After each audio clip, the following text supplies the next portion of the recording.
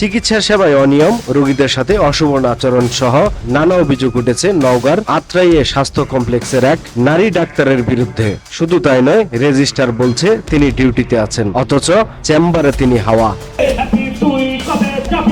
এইভাবে অপসারণে বাধ্য করবো ইনশাআল্লাহ। এই জন্য আসুন।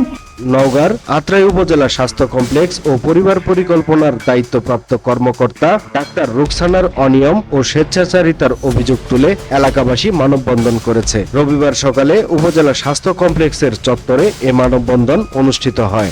রানা ভাই সহ ঔষধের দোকানদার এবং সেই ধার দেনাগুলো পরিশোধ করে তাকে এখান থেকে বিদায় করে দিতে চাই। মানববন্ধনে বক্তারা অভিযোগ করে বলেন, ডাক্তার রুকসানা নিয়মিত কর্মস্থলে থাকেন না, রোগীদের সঙ্গে খারাপ আচরণ করেন এবং চিকিৎসা সেবায় নানা ধরনের অনিয়ম চালিয়ে যাচ্ছেন দীর্ঘদিন ধরে। এতে সাধারণ মানুষ চরম ভোগান্তিতে পড়েছে। এইখানে যত ভাগ বটরা হয় তারই একটি অংশ সিভিল শাসনে যায়, ঠিক কিনা বলো? আমার স্বাস্থ্য খাতে এখনো দুর্নীতি মেনে নেব না।